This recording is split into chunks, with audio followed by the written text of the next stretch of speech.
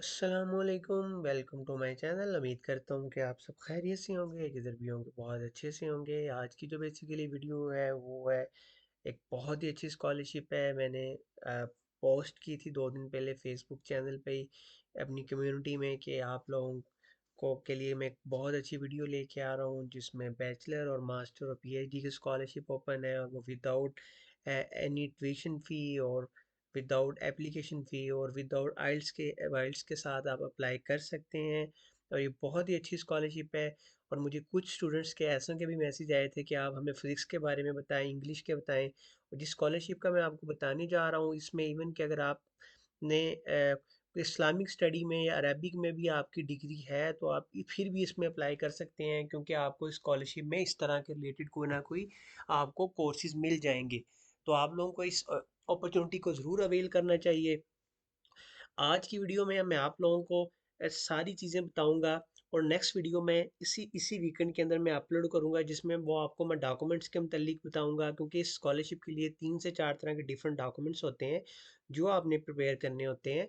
तो लिहाजा मैं अ, अभी वो डॉक्यूमेंट प्रिपेयर कर रहा हूँ, क्योंकि मैं कोई भी चीज़ अपलोड करने से पहले खुद उस पर रिसर्च करता हूँ, देन अपलोड करता हूँ। तो मैं वो डॉक्यूमेंट्स को प्रिपेयर कर रहा हूँ, और वो मैं इसी वीकेंड के एंड पे वीकेंड में तो मैं आप लोगों तक वो डॉक्यूमेंट भी शेयर कर दूंगा, और फिर जो एप्लीकेशन कैसे फिल करनी है इसका तरीका भी आप लोगों के साथ शेयर कर दूंगा। वीडियो को स्टार्ट करने से पहले अगर आप लोग मेरे चैनल पे फर्स्ट टाइम आए हैं तो चैनल को आपने सब्सक्राइब लाजमी करना है, वीडियो को लाइक करना है, शेयर करना है, क्योंकि ऑलरेडी इस पर मैं बहुत ज़्यादा डिफरेंट कंट्रीज़ के बारे में वीडियो बनाता रहता हूँ और ऑलरेडी अपलोड भी कर चुका हूँ। जैसा कि न्यू ईयर स्टार्ट हो चुका है, और आजकल स्कॉलरशिप का भी और एडमिशन का भी सीज़न स्टार्ट हो चुका है। तो लिहाजा आप लोगों ने जल्दी करना है और जल्द से जल्द किसी ना किसी कंट्री में अपना एडमिशन को सिक्योर करना है।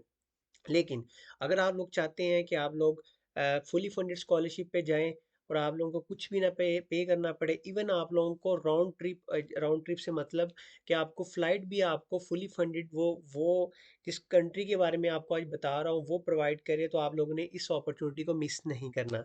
सबसे पहले मैं आपको ये चीज़ बता दूँ कि अ, वीडियो को स्टार्ट करने से पहले, स्कॉलरशिप को स्टार्ट करने से पहले इस कंट्री के बारे में काफ़ी ज़्यादा पाकिस्तान में लोगों की एक मिथ है कि हमें इस कंट्री में नहीं जाना चाहिए, हमें चाइना नहीं चूज़ करना चाहिए, हमें ताइवान नहीं चूज़ करना चाहिए, हमें ये नहीं करना चाहिए। ऑलमोस्ट मैंने जितना मेरा एक्सपीरियंस है 80 to 90% लोग, हर बंदा यूरोप को भागता है। यूरोप मैं इसलिए प्रेफर करता हूँ, यूरोप को आपको लिस्ट में रखना चाहिए। लेकिन अगर आप लोगों के पास, अगर आपको यूरोप में एडमिशन नहीं होता, आप लोगों का वीज़ा रिजेक्ट हो जाता है, आपको अपॉइंटमेंट नहीं मिलती, या किसी वजह से आप लोग से आपकी इनटेक मिस हो जाती है, तो लिहाजा इस सूरत में आपको लाजमी स्कॉलरशिप के लिए अप्लाई करना चाहिए। क्योंकि सीन कुछ ऐसा है कि समटाइम्स अपॉइंटमेंट नहीं मिलती या हमारा वीज़ा रिजेक्ट हो जाता है, तो इस सूरत में आप लोगों के पास कुछ ना कुछ बैकएंड पे ऑप्शन होना चाहिए। और दूसरी बात यह है कि जिस यूनिवर्सिटी के बारे में, जिस कंट्री के बारे में बता रहा हूँ, इसकी जो यूनिवर्सिटीज़ हैं, और इसकी यूनिवर्सिटी बहुत अच्छी है। और मैंने जितनी रिसर्च की है, इसकी कुछ यूनिवर्सिटी यूरोपियन यूनिवर्सिटियों से भी ज़्यादा टॉप रेटिंग रैंकिंग की हैं। क्योंकि यूरोप में भी हर university top 1000, top 500, top 200 ranking में नहीं आती। कुछ यूनिवर्सिटीज़ आती हैं, और कुछ यूनिवर्सिटी वैसी हैं जो कि 1000 रैंकिंग के बाद वो भी एग्जिस्ट करती हैं। और दूसरी चीज़ ये कि कोई भी मुल्क छोटा बड़ा नहीं होता, ठीक है।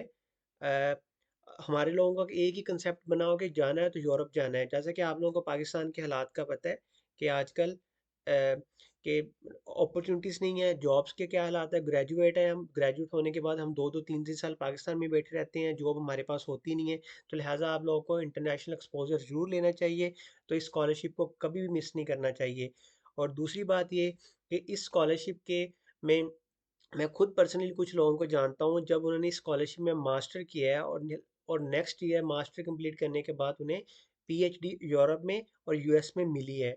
क्योंकि इस कंट्री की यूनिवर्सिटी की इस कंट्री की यूनिवर्सिटी बहुत टॉप रेटेड है, टॉप लेवल की है। तो आइए जी वीडियो करते हैं स्टार्ट। बातें मैंने सबसे पहले इसलिए आपसे की हैं ताकि कुछ लोग ऐसे होंगे जो कहेंगे जी स्कॉलरशिप में अप्लाई नहीं करना, इस मुल्क में जाने का फ़ायदा नहीं है, ये नहीं है, वो नहीं है।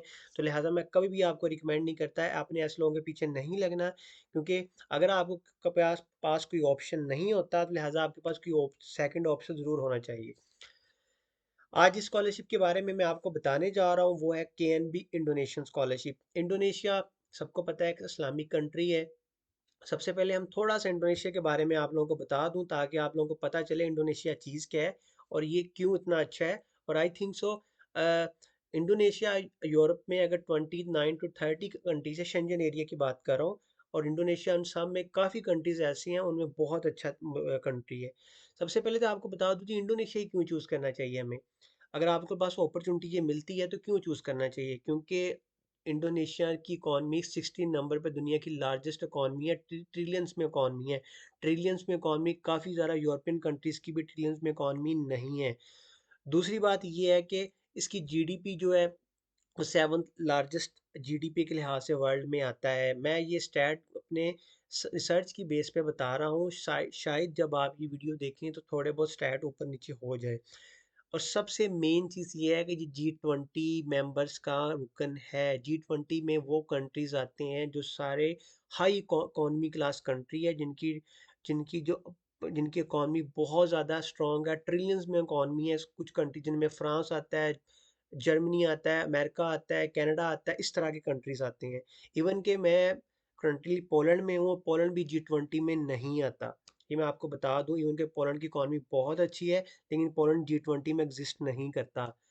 बाकी भी कल्चर है, इस्लामी मुल्क है। दूसरा आप सबको पता होगा कि एशिया में, एशियन साइड पे सबसे ज़्यादा जो बीचेस है, सबसे ज़्यादा जो छोटे छोटे आइसलैंड है वो इंडोनेशिया में ही है, जो कि ऑलमोस्ट 17,000 के अराउंड अबाउट है। बाली का नाम आप सबने सुना होगा, बाली भी इंडोनेशिया में ही है। अब आ जाते हैं थोड़ा सा यूनिवर्सिटी की तरफ। यूनिवर्सिटी का भी मैं आपको बता दूं, जिस स्टैट थोड़े से मैंने रिसर्च करके आप तक शेयर कर रहा हूँ, शायद जब आप ये वीडियो देखें तो यूनिवर्सिटी की रैंकिंग थोड़ी बहुत ऊपर नीचे हो सकती है। यूनिवर्सिटी ऑफ इंडोनेशिया, मैंने जैसा कि आपको बताया कि टॉप रेटेड लेवल की यूनिवर्सिटीज़ हैं। ठीक है, यूरोप में भी कुछ ऐसी यूनिवर्सिटीज़ हैं जो कि इतनी इतनी रैंकिंग में नहीं आती, वो 1000 या 1500 के बाद एग्जिस्ट करती है।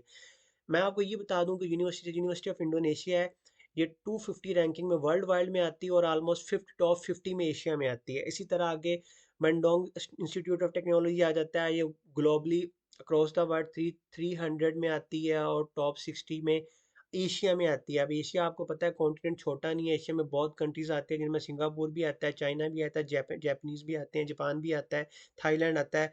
तो एशिया कॉन्टिनेंट छोटा नहीं है।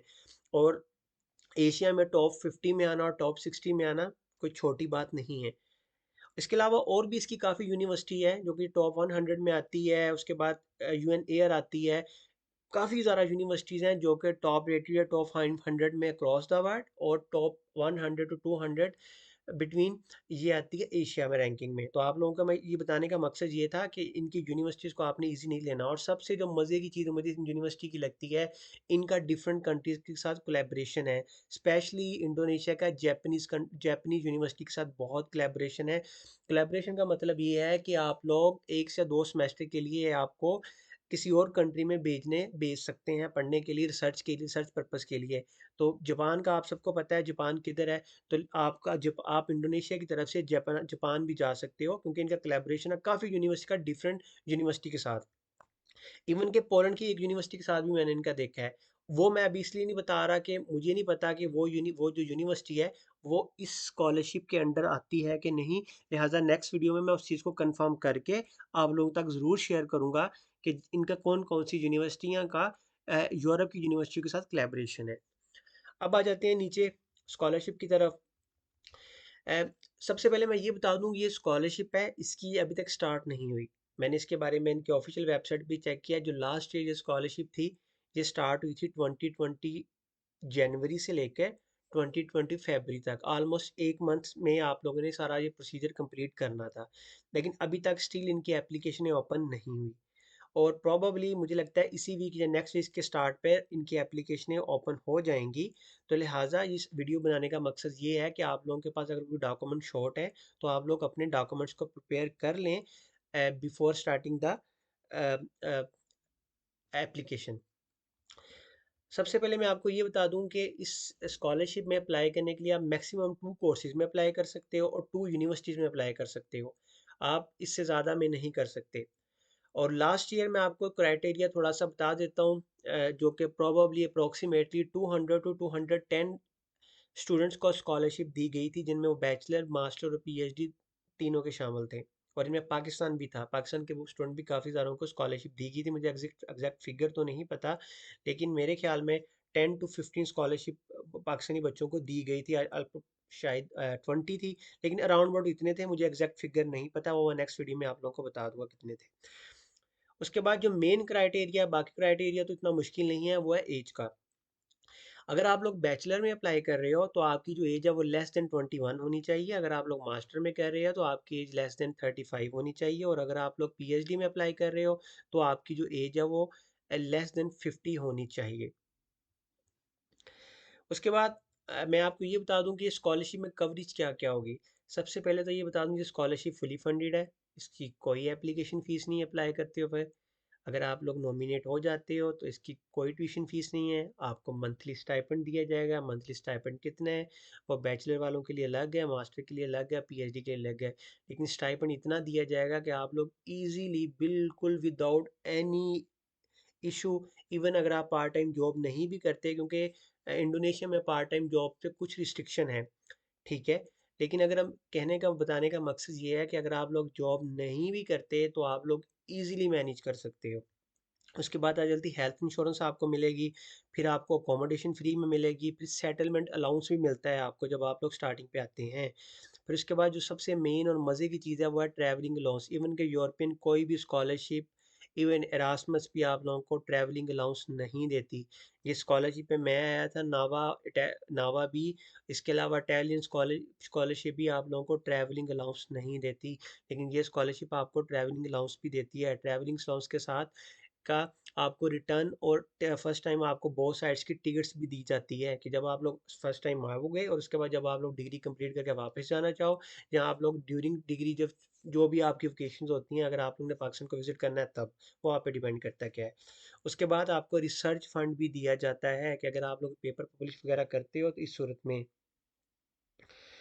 उसके बाद नीचे आ जाते हैं, डॉक्यूमेंट्स कौन कौन से चाहिए आपको एप्लीकेशन के लिए। आपको एप्लीकेशन स्कॉलरशिप पे अप्लाई करने के लिए सबसे मेन जो डॉक्यूमेंट्स है वो है जी आपका पासपोर्ट। पासपोर्ट इस स्कॉलरशिप के लिए कंपलसरी है। इसके लिए आप आईडी कार्ड की बेस पे अप्लाई नहीं कर सकते, तो लिहाजा अपने पासपोर्ट को जल्द से जल्द अर्जेंट बेसिस पे बनवाएं। उसके बाद जो सेकंड चीज़ आ जाती है वो है आपका ID card, Pakistani ID card, जिसे हम सीएनआईसी नंबर, सीएनसी भी कहते हैं। उसके बाद आपके एजुकेशनल डॉक्यूमेंट्स क्या है, आपकी ट्रांसक्रिप्ट और आपका डिप्लोमा। अगर आप लोग बैचलर के लिए अप्लाई कर रहे हो तो आप लोगों को चाहिए अपनी इंटरमीडिएट की डिग्री और आपकी ट्रांसक्रिप्ट। ट्रांसक्रिप्ट हम उसी को कहते हैं, अपने रिजल्ट कार्ड को।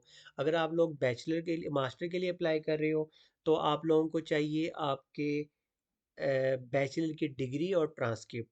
और अगर आप लोग पीएचडी कर रहे हो तो आपको पीएचडी के लिए बैचलर की डिग्री, ट्रांसक्रिप्ट और मास्टर की डिग्री और ट्रांसक्रिप्ट, ये आपको चीज़ें चाहिए एजुकेशनल में।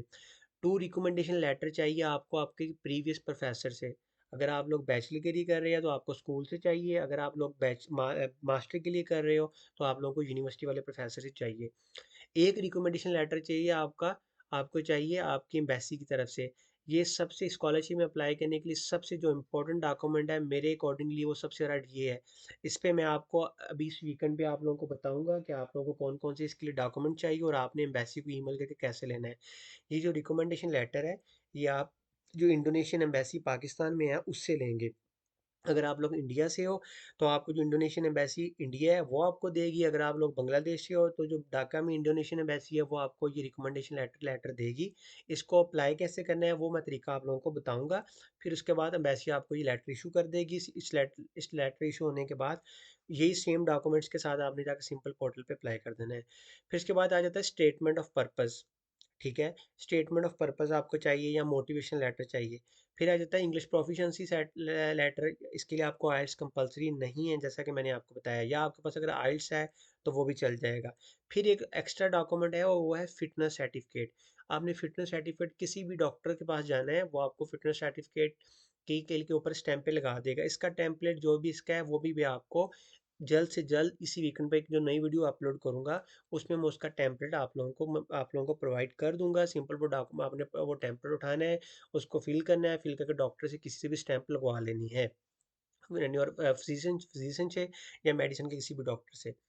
उसके बाद नीचे आ जाते हैं, ये थे डॉक्यूमेंट सारे आपने स्कॉलरशिप को अप्लाई करने के, ठीक है। एक नीचे आ जाते हैं डॉक्यूमेंट डॉक्यूमेंट वो ये नीचे वाले डॉक्यूमेंट वो हैं जो कि आपने ये एम्बेसी से डॉक्यूमेंट कैसे लेना है। सिंपली आपने क्या करना है, ये नीचे वाले सारे डॉक्यूमेंट्स को पीडीएफ में कंबाइन करके, कंबाइन करने के बाद मैं आपको ये बेसिक ईमेल बताऊंगा, आपने बेसिक ईमेल पे डॉक्यूमेंट को सेंड कर देना है। उसके बाद डॉक्यूमेंट बेसिक आपके डॉक्यूमेंट को एनालाइज करेगी, देखेगी, और उसके बाद विद इन 1 वीक के अंदर, 1 वीक भी मैं ज़्यादा कह रहा हूँ लेकिन मैक्सिमम 1 वीक के अंदर वो आप लोगों को उस अपने क्राइटेरिया के हिसाब से जो भी उनको होगा उसके मुताबिक वो आप लोगों को एक लेटर, फिर वो रिकमेंडेशन लेटर इशू कर देगी। उसके बाद आपको कौन कौन से डॉक्यूमेंट चाहिए बेसिक से रिकमेंडेशन लेटर करने के लिए, वो मैं आपको बता देता हूँ। वो सिंपल आपका पासपोर्ट, सीएनएससी, आपकी आपकी सीवी चाहिए और आपका एफिडेविट चाहिए। एफिडेविट क्या है, इसका टेम्पलेट भी मैं आप लोगों को अभी जो मैंने जैसे आपको बताया है कि मैं वीकेंड पे जो वीडियो अपलोड करूँगा उसमें आप लोगों को बता दूंगा। इसका सिंपल एफिडेविट का तरीका लिखना कैसे है वो मैं आपको बताऊंगा। वो सिंपल आपने पाकिस्तान में जो कोर्ट वगैरह के बाहर एफिडेविट वाले बैठे होते हैं उनके पास जाना है, उनके पास जाके आपने वो जो भी टेक्स्ट में आपको बताऊंगा वो छपवा के ऊपर प्रिंट करवा के सिंपल आप लोग ने नोटरी वगैरह की साइन वगैरह करवा के स्टैंप लगवा लेनी है। ये बेसिकली ये जो एफिडेविट होता है वो सिंपल यही होता है कि आपकी जो पेरेंट है वो आप लोगों को अलाउ करते हैं कि आप इंडोनेशिया में जाके स्टडी कर सकते हैं। उसके बाद आपके एजुकेशनल डॉक्यूमेंट जैसे मैंने आपको पीछे बताया, ट्रांसक्रिप्ट और डिग्री, टू रिकमेंडेशन लेटर होते हैं आपके प्रोफेसर से, आपके आपकी प्रीवियस यूनिवर्सिटी से। ये वाला जो रिकमेंडेशन लेटर है ये एडिशनल है, ये बेसिकली उनके लिए जो लोग जॉब कर रहे हैं या जिनका कोई सुपरवाइज़र है या गवर्नमेंट एम्प्लॉय हैं, ये बेसिकली इनके लिए है। वो अपने अपने अपने अपने अपने बॉस से या अपने जो भी उनका मैनेजर होगा उससे ये रिकमेंडेशन लेटर लेंगे और एम्बेसी में जमा करवाएंगे कि वो स्कॉलरशिप के लिए अप्लाई कर रहे हैं, उनको कोई इतराज़ नहीं है, और इस तरह का वो एक रिकमेंडेशन लेटर अपलोड करेंगे। फिर आ जाते हैं आपका स्टेटमेंट ऑफ पर्पस, और जिसे हम मोटिवेशन लेटर भी कहते हैं। इस वाले डॉक्यूमेंट्स को आपने जब एम्बेसी में सेंड करना है, ये 5 <500 वर्ड्स होना चाहिए, और आपने इसको हाथ से लिखना है, आप इसे कंप्यूटर पर टाइप नहीं करोगे। सिंपल आप इसको कॉपी या कॉपी लेके, पेन लेके आप इसको बाय हैंड टाइप करोगे। टाइप करने के बाद उसकी पिक्चर बनाओगे, स्कैन करोगे। वो आप किसी भी अच्छे स्कैनर से या स्कैन वाली शॉप पे जाकर करवा के वो आपने पीडीएफ के साथ अटैच करना है। और फिर आ जाता है आपका इंग्लिश प्रोफिशिएंसी सर्टिफिकेट, ठीक है। और फिर आ जाता है आपका फिटनेस सर्टिफिकेट। इन शॉर्ट मैं आपको तरीका ये बता दूं कि काम क्या है बेसिकली। बेसिकली वो ये है कि सबसे पहले हम क्या करेंगे, जैसे मैंने आपको बताया लास्ट ईयर इसकी डेडलाइन ये थी और अभी तक इसकी डेडलाइन अनाउंस नहीं हुई। इसकी जो ओपनिंग डेट की बात कर रहा हूँ और डेडलाइन भी अनाउंस नहीं की, वो होपफुली नेक्स्ट वीक के अंदर ये लोग कर देंगे। लास्ट ईयर इसकी जो डेडलाइन थी वो ये थी, और स्टार्टिंग और डेडलाइन। सिंपल हम लोग ये क्या करेंगे, इन सारे डॉक्यूमेंट्स को रेडी प्रिपेयर करेंगे। इनमें काफ़ी डॉक्यूमेंट, 2 से 3 डॉक्यूमेंट ऐसे हैं जो मैं आप लोगों को इस वीकेंड पे बता दूंगा, उनका टेम्पलेट दे दूंगा, आप लोगों ने कैसे बनाने हैं। इन सारे डॉक्यूमेंट्स को आपने प्रिपेयर करना है, पीडीएफ में अटैच करके आपने एम्बेसी को ईमेल कर देने हैं, जो इस्लामाबाद में या इंडिया में या बांग्लादेश जहाँ से भी आप लोग अप्लाई कर रहे हो। एम्बेसी आपकी एप्लीकेशन को एनालाइज करेगी, एनालाइज करने के बाद सारे कुछ चेक करने के बाद आप लोगों को रिकमेंडेशन लेटर आपको जो एम्बेसी की तरफ से है वो आपको दे देगी। वो रिकमेंडेशन लेके, लेटर लेके और ये सारे डॉक्यूमेंट लेके आप लोगों ने, एक सिंपल पोर्टल है, पोर्टल पे आपने जाके आप लोगों ने अप्लाई कर देना है। वो पोर्टल क्या है वो उसके बारे में आने वाले दिनों में मैं इस पे वीडियो बना दूंगा कि आप लोगों ने एप्लीकेशन कैसे फिल करनी है, वो मैं सारा तरीका आप लोगों को बताऊंगा। ये तो था तरीका केएनबी स्कॉलरशिप में अप्लाई करने का। ये वीडियो बनाने का मकसद ये है कि आप लोग अपने डॉक्यूमेंट्स को सबको अभी से प्रिपेयर करना शुरू कर दें, और इस अपॉर्चुनिटी को आप लोगों को ज़रूर अवेल करना चाहिए। क्योंकि एक चीज़ मैं आप लोगों को बता दूं वो ये है कि अ, इस स्कॉलरशिप में बहुत सारी यूनिवर्सिटीज़ हैं, और इस स्कॉलरशिप में ऐसे ऐसे कोर्सेज भी हैं जिनका शायद किसी यूरोपियन कंट्री में भी उनकी स्कॉलरशिप आपको नहीं मिलेगी। मैं जैसा कि इस्लामिक स्टडी की बात कर लेता हूँ, इस्लामिक स्टडी हो गई, हर तक ये सारी लिस्ट है। अगर आप लोगों को ये लिस्ट चाहिए मैं आप लोगों को ये नीचे दे दूंगा डिस्क्रिप्शन में भी, अगर आप लोगों को चाहिए। यहाँ से आप लोग अपनी यूनिवर्सिटी और अपनी यहाँ पे अपने कोर्स को आप इजीली फाइंड कर सकते हो। और फिर उस यूनिवर्सिटी को जब आप अप्लाई करोगे उन यूनिवर्सिटी को पोर्टल पे जाके आपके लिए इजी हो जाएगा कि किस यूनिवर्सिटी को आपने टारगेट करना है। यहाँ पे सारी यूनिवर्सिटीज़ की लिस्ट दी हुई है, बैचलर में कौन कौन से, मास्टर में, और ये सारा कुछ बताया हुआ है। तो ये तो थी वीडियो आज की। अगर आपको वीडियो अच्छी लगी है तो वीडियो को लाइक कीजिएगा, शेयर कीजिएगा, और रेडी रहें अपने डॉक्यूमेंट्स को तैयार करें जल्द से जल्द, क्योंकि इस वीक में वीकेंड के इस वीकेंड पे मैं आप लोगों को सारी चीज़ें आप लोगों के साथ शेयर कर दूंगा। और सिर्फ आप लोगों ने उनको अपने डॉक्यूमेंट्स को प्रिपेयर करना है और नेक्स्ट वीडियो जैसे ही इसकी एप्लीकेशन स्टार्ट होती है मैं वीडियो बना के आप लोगों के साथ शेयर कर दूंगा। मिलते हैं फिर नेक्स्ट वीडियो में। Bye bye.